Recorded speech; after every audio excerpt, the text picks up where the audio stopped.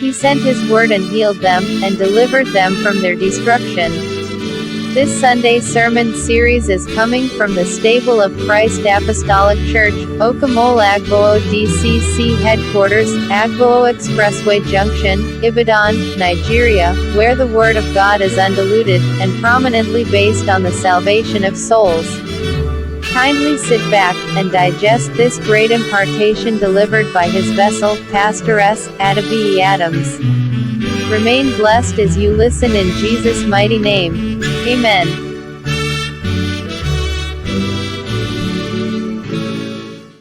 Praise the Lord.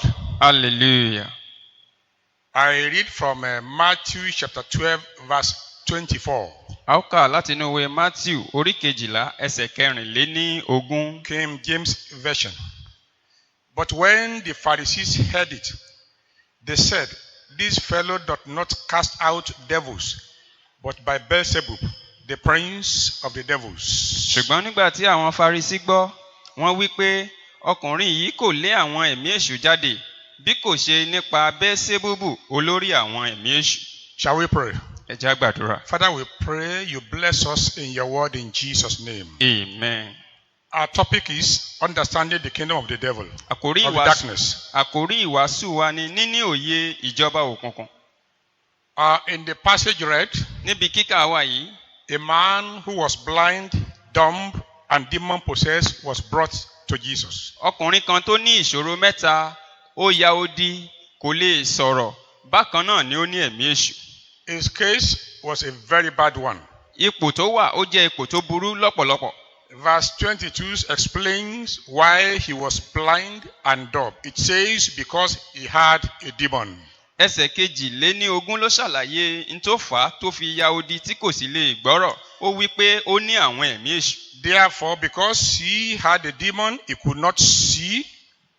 Ó wí pé nítorí pé ó ní ẹ̀mí èṣù kò lè ríran. And because he could not see, he could not help himself. Nítorí pé kò wá ríran yẹn kò lè ran ara rẹ̀ lọ́wọ́. Because he had a demon, he could not speak. Nítorí pé ó ní ẹ̀mí èṣù kò lè sọ̀rọ̀. Because he could not speak, he could not ask others to help him. Nítorí pé kò wá lè sọ̀rọ̀ kò tún lè pe ẹnikẹ́ni láti ràn án lọ́wọ́. Satan took over his life. Sátánì ti wá gbàkóso ayé ẹ̀ pátápátá. Satan sealed his lips Sátánì ti wá di ètè rẹ̀ so pátápátá. that he could not pray. Kó má bàa tiẹ̀ lè gbàdúrà. Satan blinded his eyes Sátánì ti fọ́ ojú rẹ̀. so that he could not see the power of God Kó má- and generate faith. Kó má bàa tipa rẹ̀ rí agbára Ọlọ́run àti kó sì ní ìgbàgbọ́. The case of the man is a picture of many lives. Bí ayé ọkùnrin yìí ṣe rí, ó jẹ́ àwòrán ọ̀pọ̀lọpọ̀ ayé lónìí. 2 Corinthians chapter 4 verse 4 says, "The God of this world has blinded the minds of many." Ìwé Kọ́ríńtì kejì orí 4 ẹsẹ̀ 4 wí pé Ọlọ́run ayé yìí ó ti fọ́ ojú ẹ̀mí ọ̀pọ̀lọpọ̀. When one is possessed, Nígbà tí ènìyàn bá lẹ́mìí èṣù,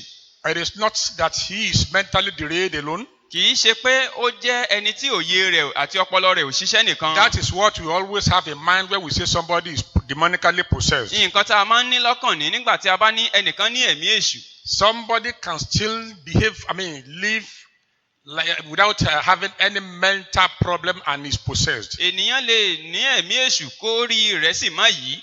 But they spend their earnings on alcohol, Ṣùgbọ́n irú ẹni bẹ́ẹ̀ yóò máa lo gbogbo owó tó bá ń ní lórí ọtí mímu, on women, lórí obìnrin, pool betting. lórí tẹ́tẹ́ títa. They will give birth to children without training them. Wọ́n máa bímọ jọ láì lè tọ́ wọn. The children will grow to become nuisance. Àwọn ọmọ yóò wá dàgbà di jàǹdùkú. Because they fail to educate their children, Nítorí pé wọ́n kọ̀ láti tọ́ àwọn ọmọ they wọn. become servants of servants. Wọ́n wá di ẹrú fún àwọn ẹrú. Nothing like future in their Kò vocabulary. sí ọjọ́ iwájú kankan fún wọn láyé. But they believe that they are leading a very good life. Ṣùgbọ́n àwọn rò pé àwọn ń gbé ìgbé ayé tó dára. But their conscience is dead.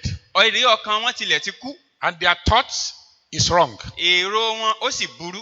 So it becomes a problem. Ó wá di ìṣòro sí wọn They lọ́rùn. will never know Wọn ò tiẹ̀ lè mọ̀. until it is too late. Àfìgbà tó bá pẹ́ jù fún wọn. And they fail to achieve their purpose for which they are Tí created. wọ́n sì kùnà láti jẹ́ ń ta rán wọn The wáyé wá jẹ́. man was blind. Ọmọkùnrin yìí fọ́jú.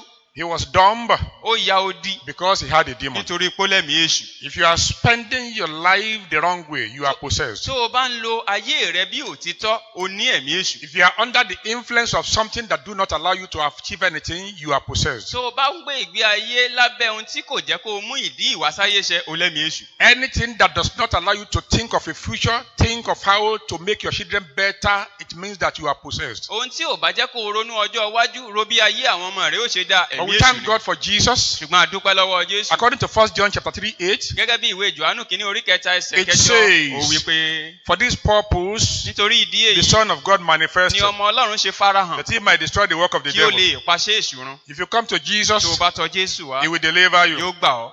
Back to the text ẹ again. jẹ́ ká padà síbi kíkà náà. Jesus healed the man. Jésù wo ọkùnrin yìí sàn. And the man, according to verse 22, gẹ́gẹ́ bí ẹsẹ̀ kejìlélógún. the man was able to talk ọkùnrin yẹn wá lè and sọ̀rọ̀. able to see ó wá lè ríran. because Jesus healed him. nítorí pé Jésù wò sàn. So after the healing, lẹ́yìn ìwòsàn yìí some were amazed, ó ya àwọn ọ̀pọ̀lọpọ̀ lẹ́nu. but some accused Jesus àwọn kan wá fẹ̀sùn kan of Jésù. using the power of wọ́n wá Satan lẹ́mìí èṣù ló ń lò for the miracle. fún iṣẹ́ ìyanu rẹ̀. They attempted to trace the good work to a bad wọ́n cause wá fẹ́ fi ibi sú oore tó ṣe. because the people did not understand the kingdom of the devil. nítorí pé àwọn ènìyàn wọ̀nyí wọn ò ní òye nípa ìjọba òkùnkùn. That was why they thought that Jesus used the power of Beelzebub. ìdí nìyí tí wọ́n ṣe ń rò pé ẹ̀mí èṣù Bẹ́sẹ́búbù ni Jésù ń lò. And Jesus explained, Jésù wá ṣàlàyé fún wọn. according to verses 25 to 28, gẹ́gẹ́ bí orí kẹẹ̀ẹ́dọ́gbọ̀n sí ìkejìdínlọ́gbọ̀n. that Satan has a kingdom. pé Sátánì ní ìjọba. Satan is the God of this age. Sátánì ní Ọlọ́run ayé yìí. Satan cannot fight himself. Sátánì ò lè dojú ìjà kọra rẹ̀. Satan has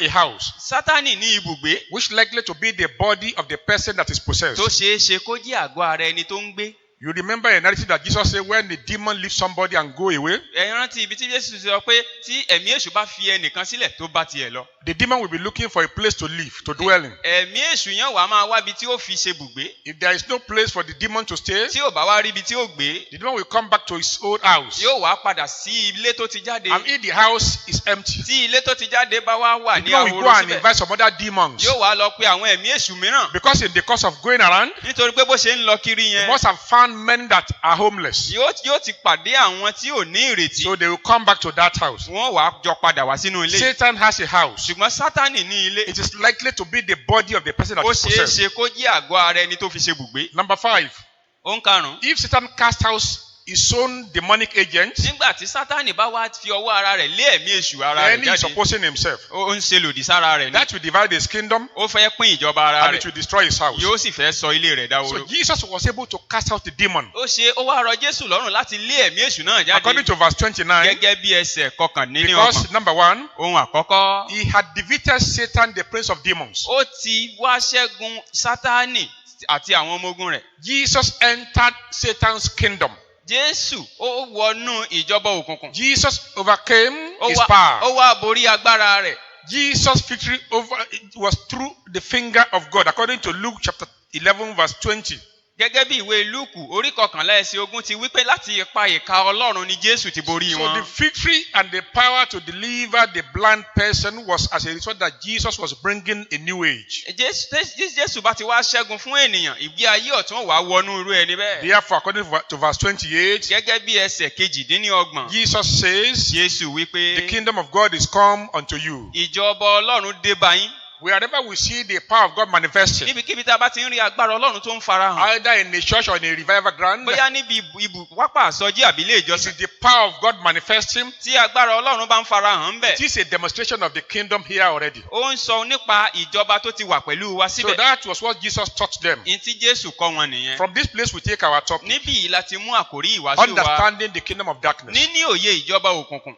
A kingdom is a community or a territorial area governed or ruled by a king or a queen. tá a bá ń sọ̀rọ̀ nípa ìjọba ó jẹ́ agbègbè kan tó wà ní ìṣọ̀kan tí wọ́n ní olórí gẹ́gẹ́ bí ọba ọkùnrin tàbí obìnrin. Darkness in biblical context means the follows. òkùnkùn gẹ́gẹ́ bí ìgbékalẹ̀ Bíbélì ó túmọ̀ sí àwọn nǹkan wọ̀nyí. Number 1, ohun àkọ́kọ́. judgment on the coming of the Lord. ìdájọ́ lórí bíbọ̀ Olúwa. Isaiah 13:9. ìwé Àìsáyà orí kẹtàlá ẹsẹ̀ Matthew kẹsàn-án. 24:29. ìwé Mátíù orí kẹrìnléníogún Number ẹsẹ̀ 2. kọkàndínlọ́gbọ̀n ohun kejì. Misery and adversity. ìdààmú àti ìpòrúurù. Psalm 107 verse 10. ìwé orin dáfídì Number 3. ohun kẹta. Obscurity like the natural night. ó máa dàbí kùrukùru bí alẹ́. Number 4. ohun kẹrin. Impure actions. àwọn ìwà àìmọ́. Psalm 82 verse 5. ìwé orin dáfídì orí kejìléní ọgọ́rin ẹsẹ̀ karùn-ún. Number 5. ohun karùn-ún. Ignorance àìnímọ̀. is darkness. òkùnkùn ní pẹ̀lú. Isaiah 9:2. ìwé àìsáyà orí kẹsàn-án And ẹsẹ̀ number kejì. 6. ohun kẹfà. Death. ikú. Job 10:21. ìwé jóòbù orí kẹwàá ẹsẹ̀ Let us look at the kọkànlélógún. characteristics of the kingdom of darkness. ẹ jẹ́ ká wá wo àwọn àmúyẹ ìjọba The òkùnkùn. Bible makes it clear that there is a kingdom of darkness. bíbélì jẹ́ kó di mímọ̀ fún wa pé ìjọba òkùnkùn wà. Colossians chapter 1 verse 13. ìwé kólósè orí kìíní ẹsẹ̀ kẹtàlá. It is a system that operates in secrecy, ó jẹ́ àwọn ìgbékalẹ̀ tó ń ṣiṣẹ́ ní òkùnkùn in honor of the devil. láti lè bu ọlá fún èṣù. It is a mystery but not hidden from God. ó jẹ́ ìjìnlẹ̀ tí kò farasin fún ọlọ́run. It operates on principle and laws beyond human knowledge. wọ́n ń ṣe nínú ìgbékalẹ̀ tó kọjá ọgbọ́n orí ènìyàn. It hates light and avoid it. ó kórìíra ìmọ́lẹ̀ ó sì máa ń sá fún un. It communicates in esoteric language. wọ́n máa ń fi àwọn èdè àti àrokò bára wọn sọ̀rọ̀ ńbẹ̀. They have a means of referring to uninitiated persons. wọ́n ní ọ̀nà tí wọ́n fi máa ń pe àwọn tí kì í bá ṣe ara wọn. Members communicate by code and identify themselves by signs. àwọn tí ó wà nínú ẹgbẹ́ òkùnkùn wọ́n máa ń fi àrokò bára wọn sọ̀rọ̀ ó sì ní àmì tí wọ́n fi ń dára wọn mọ̀. Members are bound by grievous oaths. àwọn ọmọ ẹgbẹ́ òkùnkùn wọ́n ní ìsopọ̀ nípa májẹ̀mú ìmùlẹ̀. Repentance and forgiveness are not allowed there. ìrònúpìwàdà àti ìdáríjì kò tiẹ̀ sí nínú iṣẹ́ wọn. Mercy and grace are not in their vocabularies. àánú àti orí ọ̀fẹ́ wọn èé ṣe é rárá. It is a system of curse, ó jẹ́ ọ̀nà ìgbékalẹ̀ ègún. vindictiveness and cruelty. ọ̀nà ìwà búburú àti òǹrorò. The Bible in Ephesians chapter 5 verse 11 warns that children of God must have nothing to do with the kingdom of darkness. ìwé Éfésù orí karùn-ún ẹsẹ̀ kọkànlá sọ fún wa pé a gbọ́dọ̀ ní nǹkan kan ṣe pẹ̀lú wọn. The operators of the kingdom. àwọn tí ó ń ṣàkóso ìjọba Number one is the devil himself, ẹni àkọ́kọ́ ni èṣù fúnra the rẹ̀. most principal officer. tí ó jẹ́ ọ̀gá olórí wọn ń bẹ̀. It is important for Christians to know ó ṣe pàtàkì fún onígbàgbọ́ láti mọ̀ who the devil is. ẹni tí Sátánì ń ṣe. You know, we have said it about in one of our sermons ẹ ti rántí pa aṣọ nínú ìkan nínú àwọn ìwàásù wa that sẹ́yìn. when you want to fight an enemy, ni pé tí o bá fẹ́ dojúkọ èṣù you need to know three things about the o enemy. gbọ́dọ̀ mọ àwọn nǹkan wọ̀nyí nípa wọn. Who is the enemy? ta ni ọ̀tá gan? Where is the enemy? ibo lọ̀tá wà? Then, what is the enemy capable of doing? kí ni ọ̀tá lágbára gan láti ṣe? Devil is the number one principal officer in the kingdom of darkness. èṣù fúnra rẹ̀ gangan ni ọ̀gá olórí ní ìjọba òkùnkùn. We need to know his territory. a nílò láti mọ ibi tó ń gbé. Then what is capable of doing. àti n tó lè ṣe gan. So believers must treat devil as a permanent enemy. onígbàgbọ́ wa gbọ́dọ̀ rí èṣù gẹ́gẹ́ bí ọ̀tá aláíláí. But he is defeated already tí èyí tí Ọlọ́run ti ṣẹ́gun rẹ̀. by Christ on the cross nípa Kristi lórí and the àgbélébùú power of resurrection. àti agbára àjíǹde rẹ̀. God sentenced him to hellfire. Ọlọ́run rán lọ sí ọ̀run àpáàdì. Matthew 25 verse 41. ìwé Mátì orí kẹẹ̀ẹ́dọ́gbọ̀n ẹsẹ̀ kọkànléníogójì. Jesus refers to the devil as the prince of the world. Jésù ó pe èṣù gẹ́gẹ́ bí ọmọ olórí ayé yìí. John 12:31. ìwé Jòhánù orí kejìlá John ẹsẹ̀ 16:11. ìwé Jòhánù orí kẹrìndínlógún Satan ẹsẹ̀ was kọkànlá. created a holy angel. a dá Sátánì ní àtètèkọ́ṣe gẹ́gẹ́ bí áńgẹ̀lì mímọ́. He fell from his position in heaven ó ṣubú kúrò ní ipò rẹ̀ ní ọ̀run because he sinned. nítorí ipò ṣẹ̀. He opposes anything of God. ó wá máa ń ṣe lòdì sí ohun tó bá jẹ́ ti Ọlọ́run. His name before the fall was Lucifer, the morning star. àwọn orúkọ rẹ̀ tẹ́lẹ̀tẹ́lẹ̀ rí ni Lúsíférì ìràwọ̀ He òwúrọ̀. was among the most senior three angels. ó wà lára ìkan nínú àwọn áńgẹ̀lì tó tóbi jù The lọ́run. other two are Gabriel and Michael. àwọn méjì tó tún kù nínú àwọn mẹ́tẹ̀ẹ̀ta ni Gabriel àti Michael. His beauty and status caused him to be arrogant. ipò tí Ọlọ́run fi sí àti ẹwà rẹ̀ ló mú kó gbéraga. His pride led to his fall. ìgbéraga rẹ̀ ló ṣíwájú ìparun. God permanently remove him from heaven, Ọlọ́run wá lé kúrò ní ọ̀run pátápátá. from his exalted position Kúrò ní ipò gíga tó gbé sí. and his role. Àti ojúṣe tó gbélé God lọ́wọ́. cast him out of heaven. Ọlọ́run lé e jáde kúrò ní ọ̀run. Since then, Láti ìgbà náà wá. he works to gain human worship Ó wá máa ń rìn káàkiri láti jẹ́ káwọn èèyàn máa bọ òun. and encourage opposition to anything of God. Ó sì máa ń ru àwọn èèyàn sókè pé kí wọ́n má ṣe ń tó He jẹ́ ti became the Ọlọ́run. ruler of the world Ó di olórí ayé yìí. and the prince of the power of the air. Àti olórí àwọn agbára ibi According to òfurufú. Ephesians chapter 2 verse 2, Gẹ́gẹ́ bí Éfésù orí kejì ẹsẹ̀ kejì. 2 Corinthians chapter 4 verse 4, Ìwé Kọ́ríńtì kejì orí kẹrin he ẹsẹ̀ is the kẹrin. source of false cult and religion. Ó ní olórí àti orísun ẹgbẹ́ búburú àti ẹ̀sìn èké. His work Kí wá ní iṣẹ́ rẹ̀ is an gan? accuser, Ó jẹ́ olùfisùn. a tempter, Ó jẹ́ a olùdánwò. deceiver, Ó jẹ́ olùdánwò. adversary, Ọ̀tá. slanderer. Abanijẹ́. But God has sealed his eternity in the lake of fire. Èyí tí Ọlọ́run ti sọ ibùgbé rẹ̀ láíláí ní ọ̀run àpáàdì. Number 2, Ohun kejì. the second group of people in the kingdom of darkness, Àwọn mìíràn ní ìjọba òkùnkùn. principalities. Àwọn ní aláṣẹ. They are the chief. They are the chief spirits Àwọn ní ìjòyè. that they have the authority of Satan to operate in the kingdom. Tí wọ́n ní àṣẹ látọ̀dọ̀ èṣù láti ṣiṣẹ́. They are superhuman agencies. Àwọn ní àwọn oníṣẹ́ òkùnkùn tó ga ju ènìyàn lọ. They are demons, Wọ́n jẹ́ ẹ̀mí òkùnkùn part of fallen angels. tí wọ́n wà lára àwọn tó bá èṣù ṣubú. The ones that are not put in shame according to Jude 6. Gẹ́gẹ́ bí ìwé Júùdù orí kìíní ẹsẹ̀ kẹfà ti wí. Some committed grievous offenses, they were in chains. Àwọn tí ó bá ṣe àwọn ìwà búburú bẹ́ẹ̀ wọ́n wà nínú ìdè. Some of them are not in chains. Ọ̀pọ̀lọpọ̀ wọn ò sí nínú ìdè. They are the demons operating with the devil. Wọ́n jẹ́ àwọn ẹ̀mí èṣù tó ń bẹ èṣù Ephesians ṣiṣẹ́. chapter 3 verse 10, Ìwé Éfésù orí kẹta ẹsẹ̀ kẹwàá. Ephesians 6:12, Ìwé Éfésù orí kẹfà ẹsẹ̀ Colossians kẹwàá. 1:16, Ìwé Kólósì orí kìíní ẹsẹ̀ Colossians kẹrìndínlógún. 2:10 and Ìwé 15. Kólósì orí kejì ẹsẹ̀ The third kẹẹ̀ẹ́dógún àti group, kẹrìndínlógún. the third group, Àwọn kẹta. the powers. Àwọn agbára. They are the agents of the devil. Wọ́n jẹ́ oníṣẹ́ They èṣù. carry out his orders. Wọ́n máa ń ṣe gẹ́gẹ́ bí ó bá ti pàṣẹ The fún fourth wọn. group, Àwọn kẹrin. the rulers. Àwọn ọlọ́lá. They are the territorial spirit, Àwọn aláṣẹ àwọn ẹ̀mí àgbègbè. ruling nations of the world. Tí wọ́n ń jọba lórí ayé. They occupy specific geographical location. Wọ́n wá máa ń tẹ̀dó sí ibì kan pàtó. According to Daniel chapter 10 verse 13, Gẹ́gẹ́ bí ìwé Dáníẹ́lì orí kẹwàá here we ẹsẹ̀ have the kẹtàlá. prince of Níbi tí Persia. a ti kà nípa ìtàn. They have responsibilities over certain areas. Wọ́n ní àwọn àṣẹ lórí àwọn agbègbè kan. They are in control of courts, Àwọn ni wọ́n ń ṣàkóso religious organizations, ẹgbẹ́ ẹ̀sìn and even demonic political leaders. àti àwọn olórí orílẹ̀-èdè tí wọ́n wà nínú òkùnkùn. Number 5, Ohun karùn-ún. wicked spirit in high places. Àwọn ẹ̀mí búburú ojú ọ̀run. They are enemies of promotion. Wọ́n jẹ́ ọ̀tá They àtẹ̀síwájú. are spoilers. Wọ́n jẹ́ abanijẹ́. They determine who will rise Wọ́n máa ń sọ ẹni and tí ó lè stay dìde. in power. Wọ́n máa sì máa tí ó in ní the òdúró nínú kingdom of the agbára devil. nínú Number agbára 6. wọn. Ohun kẹfà. Familiar spirit. Àwọn ẹ̀mí àìmọ́. Leviticus chapter 19 verse 31.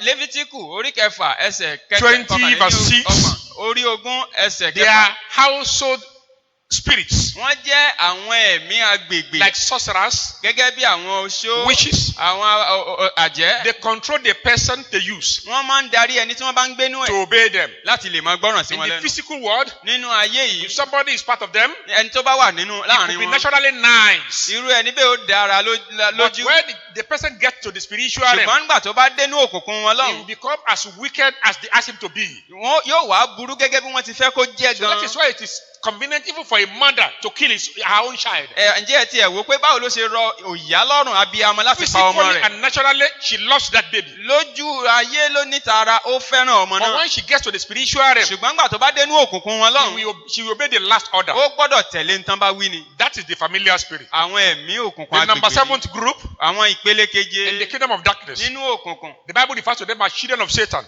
Bíbélì pè wọ́n ní àwọn ọmọ èṣù. Among them we have Judas Iscariot. Àárín wọn láti rí Júdásì Ìsíkáríọ́tì. They are those who persuade others to do evil. Àwọn náà máa ń rọ àwọn mìíràn láti ṣe búburú. You know, sometimes when Peter was following Jesus, Ẹ rántí ìgbà tí Pétérù ń tẹ̀lé and Jésù. Jesus told Peter that he was going to die, Pé Jésù ṣe sọ fún Pétérù pé òun ó kú o. Peter was opposed to that.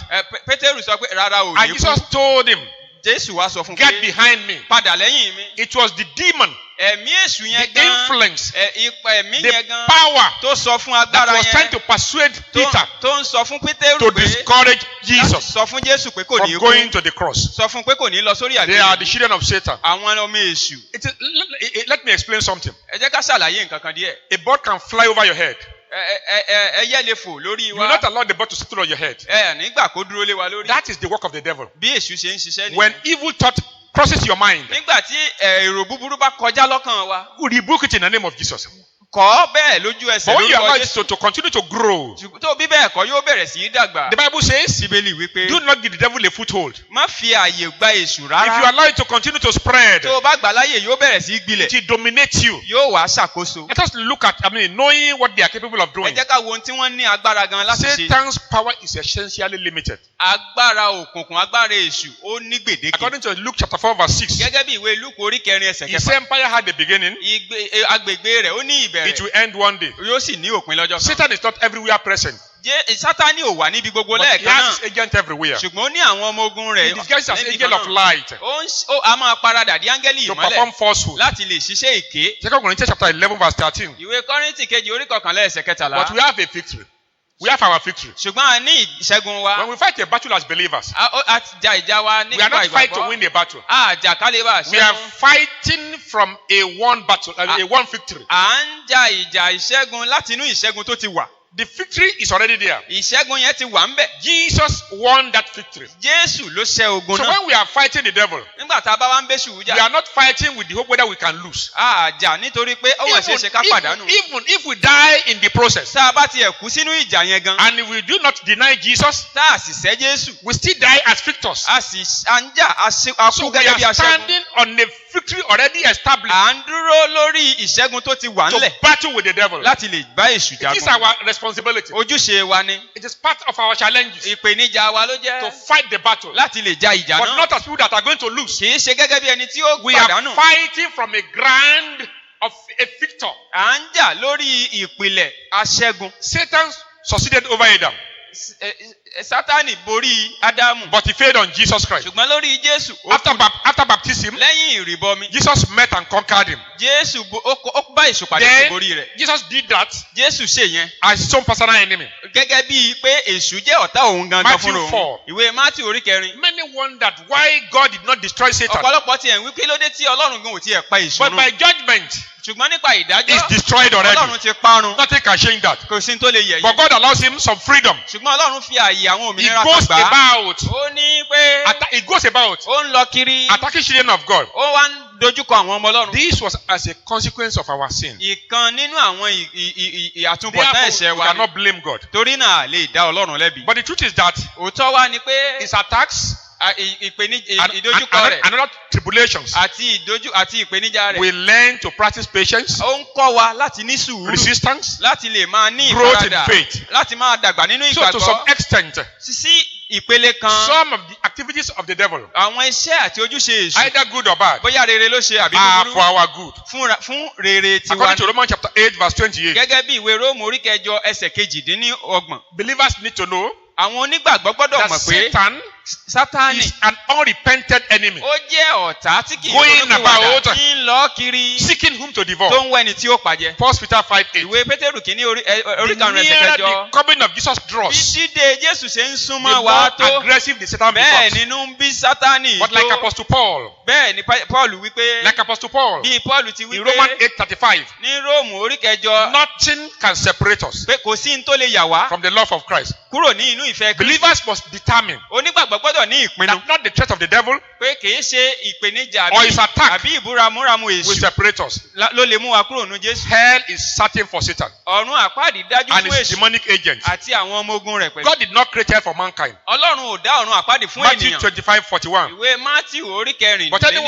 kẹrìnlélọ́gbọ̀n. who refuses the offer of God for Ṣùgbọ́n salvation ẹnikẹ́ni tó bá kọ orí ọ̀fẹ́ Ọlọ́run must fún ìgbàlà prepare for hell. kó máa múra láti bá You have the èṣù chance now to jóná. make a choice. A ní orí ọ̀fẹ́ bí There is láti no yàn. neutrality. Kò sí pé èèyàn wà láàrin In méjì religion. o. Nínú ẹ̀sìn It's either you are with Christ bóyá o wà fún or you are Jésù against him. àbí kó o lòdì sí Jésù. And when you are against Tó o Christ, bá sì lòdì sí they will Jésù charge you with wọ́n sì fi ẹ̀sùn kàn ọ́ rejection of salvation, pé o kọ which is a ìgbàlà grievous sin. tí ó jẹ́ ẹ̀ṣẹ̀ tó ga If jù. you reject Jesus, Tó o bá kọ Jésù no other way. kò sí ọ̀nà míì. It is time for you. Ó tó àkókò You can fún ọ choose now. ló lè yàn báyìí. And you see, you children of God Àwa ọmọ Ọlọ́run that have been attacked here and there, tí à ń ní ìdojúkọ níbí don't àti lose lọ́run heart. ẹ má You sọ̀rọ̀ are ìtinú. fighting À ń jà victors. gẹ́gẹ́ bí You are aṣẹ́gun. not fighting to lose. Àjà gẹ́gẹ́ bí ẹni tó Even ṣe é if ṣe you kó die in the pàdánù. battle, Tá a bá tiẹ̀ kú sínú ìjà you are gíga victors already. aṣẹ́gun ni wá. Because we are fighting an enemy Nítorí pé à ń bá that is ọ̀tá already jà. defeated. Ọ̀já tí Ọlọ́run So ti we are ṣẹ́gun not rẹ̀. fighting with doubt Àjà gẹ́gẹ́ whether bí we are going to lose the battle. oníyèméjì pé ǹjẹ́ a lè No, we are pàdánù. fighting À ń jà as our responsibility. gẹ́gẹ́ bí ojúṣe wa. We cannot agree with the devil. A lè bá We èṣù have nothing in common.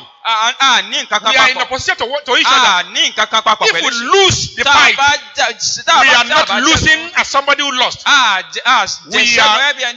are still victors. A jẹ́ aṣẹ́gun And those síbẹ̀. of you that are here to give a lot of Jesus, Ìwà tá a bá tí ìwà you fáyé have wá the fún chance Jésù. now. A ní orí ọ̀fẹ́ No báyìí. neutral ground. Kò sí And the àárín Lord will méjì. bless you. Ògo Ọlọ́run ràn as you wọ́n determine to serve lọ́wọ́. the Bó Lord. ṣe ń pinnu láti fayé Shall rẹ̀ we fún pray? Jésù. Ẹ jẹ́ àgbàdúrà. Father, we thank you for this message. Thank you, Jesus. Bless your people. Amen. Breathe on your word. Amen. Save souls. Amen. Encourage those that are passing through difficult situations. Amen. And defeat the power of the devil. Amen. And the kingdom of the devil. Amen. In our lives. Amen. In Jesus' name. It is our pleasure that you have been richly blessed through this Word of God.